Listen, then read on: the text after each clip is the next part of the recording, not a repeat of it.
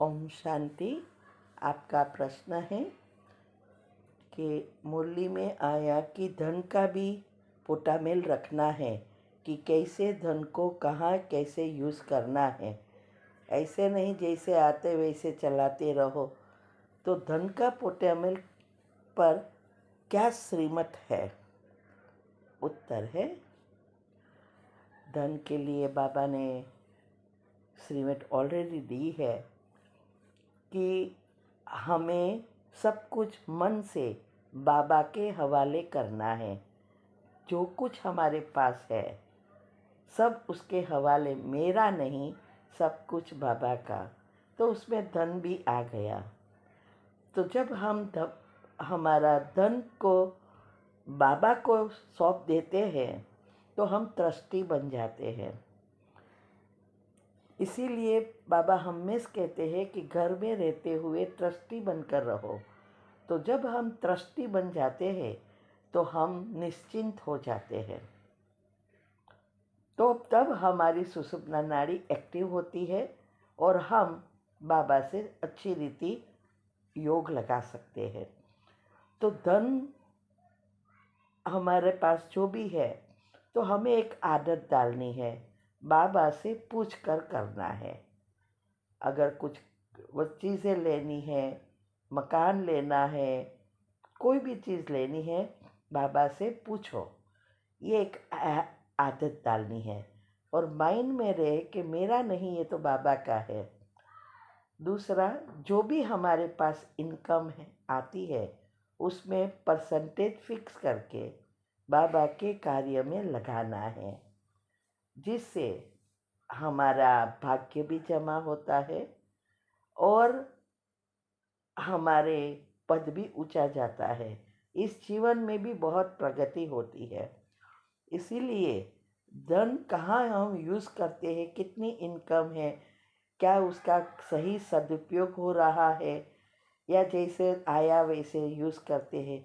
कई बार कई लोग छोटी छोटी बातों में बताते हैं कि हम तो यहाँ बचत किया, यहाँ किया है, लेकिन बड़े बड़े कितने पैसा यूज़ करते हैं। तो वो धन का सही उपयोग नहीं हुआ। इसीलिए हर जगह से बचत करके हमें बाबा के कार्य में लगाना है। उसको कहते हैं सदुपयोग। तो इसका यही पोटामेल है कि कितनी इनकम है और हमारे लिए जो भी हम यूज़ करते हैं क्या ये सही है। और बाबा को पूछ के हम करने की आदत डालते हैं तो कहीं भी गलत जगह पे हम उसका यूज़ नहीं करेंगे। ठीक है। ओम शांति।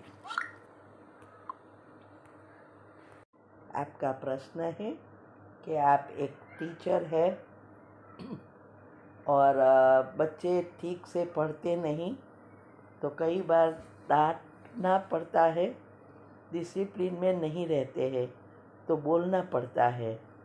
तो उनके पेरेंट्स बिना सोचे फरियाद लेके आते हैं, फिर माइंड बहुत डिस्टर्ब हो जाता है।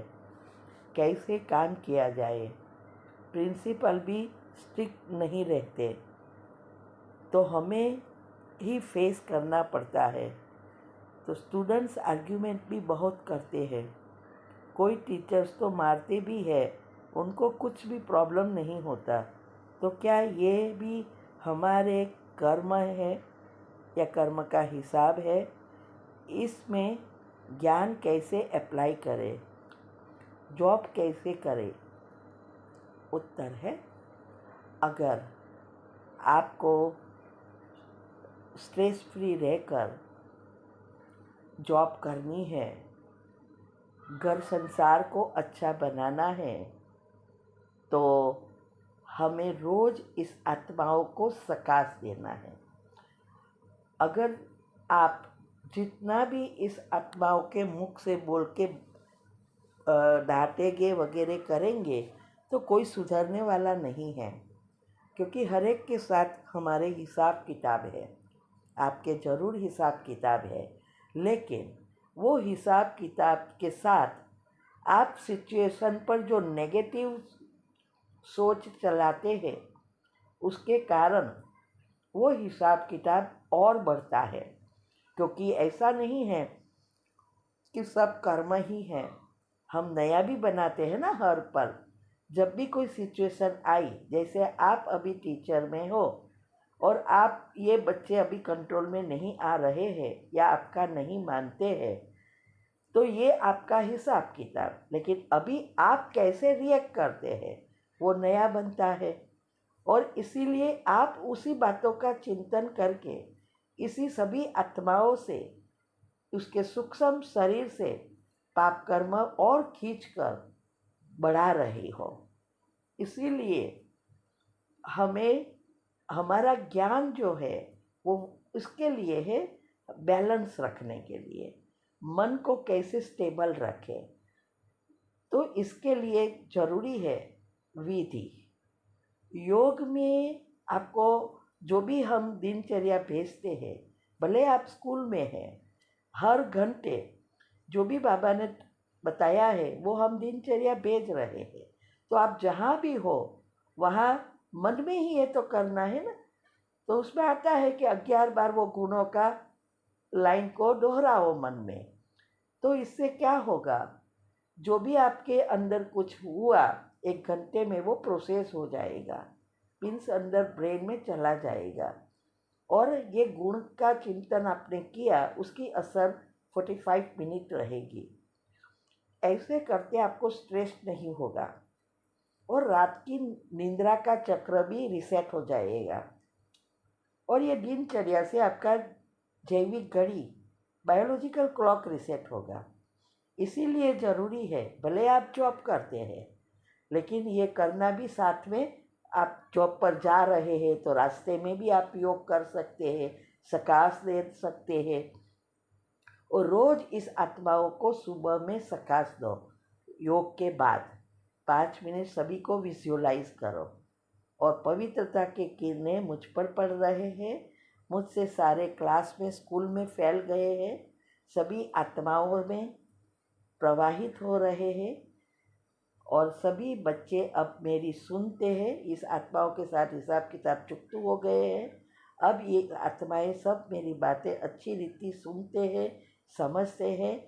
सभी मेरे साथीदार या हेड प्रिंसिपल सब मुझे पूरा सहयोग देते हैं। ऐसा जैसा आपको वहाँ का वातावरण चाहिए वैसा वो ऑलरेडी है। और बच्चे ऐसे ही अच्छे व्यवहार करते हैं, ऐसा सोचना और देखना दोनों साथ साथ करना है। तो सुबह में करो और ऑफिस में जाके, स्कूल में जाके 5 मिनट या 2 मिनट सबको सकाश दे दो। और सुबह में एक ही जगह एक ही समय रखने से बहुत फायदा होगा, क्योंकि पहला संकल्प बहुत महत्व का है। 15-20 मिनट तो एकदम सबकॉन्शियस माइंड खुला है। तो ये जो मैंने अभी पब्लिक प्रोग्राम में भी जो वीडियोस मैंने रखी है उसमें भी बताया है, योग के प्रयोग की विधि में भी सबकॉन्शियस माइंड के नियम बताया है। वो अगर आप फॉलो करेंगे तो आप देखना सारा वातावरण चेंज हो जाएगा।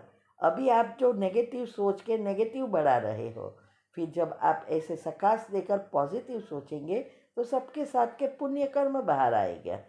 इसीलिए ये करना ज़रूरी है। दूसरा, आपकी जो भी इनकम है उसमें से परसेंटेज, शास्त्रों में भी कहा है ना। और हम सेंटर बनाने की जो सेवा है उसके साथ 2 वीडियो आती है, हमारे जीवन में कैसे प्रगति हुई और कैसे घर संसार बदला, सब मैंने बताया है। इसीलिए वो वीडियो आप अच्छी रीति सुनो। अगर आपको स्ट्रेस फ्री रहकर अच्छा जीवन जीना है, अच्छे भाग्य बनाना है, तो ये करो, परसेंटेज फिक्स करो और आप देखना पर आपका जीवन परिवर्तन हो जाएगा। तो ये सूक्ष्म शरीर साफ करेगा, आपका दुआ से भरपूर करेगा, योग भी लगेगा और हिसाब किताब सबके साथ चुकतू भी होगा। तो आप करना चाहते हो, मैंने तो मेरे जीवन में किया, वही सबके पास करा रही हूँ। और जो भी ग्रुप में कर रहे हैं सबको बहुत फ़ायदा हो रहा है। प्रॉब्लम क्या है, हमारे पास जो भी इनकम आती है ना, सब हमें रखना है। रख किसी के लिए यूज़ करना नहीं चाहते। इसीलिए शास्त्रों में भी कहा है, अपनी इनकम का परसेंटेज 10% कम से कम कहा है। तो आपके पाप और पुण्य दोनों साथ में हैं, तो पुण्य यूज़ होएगा, पाप ठेलेगा। इसीलिए कहते हैं कि बस पुण्य करते जाओ तो पाप हैरान नहीं करेगा। अभी पुण्य दुनिया में तो करना मुश्किल है, क्योंकि पात्र देखकर करना पड़ता है। अगर कोई चीज़ कोई पैसे का गलत यूज़ करे तो उसका पाप कर्म बनता है। इसीलिए अभी हमें पता है कि बाबा का कार्य चल रहा है और उससे हमारा डायरेक्ट पद्मा पदम भाग्य बन रहा है। तो अगर आप चाहो तो इसमें कर सकते हैं और फिर देखो कमाल। ठीक है। ओम शांति।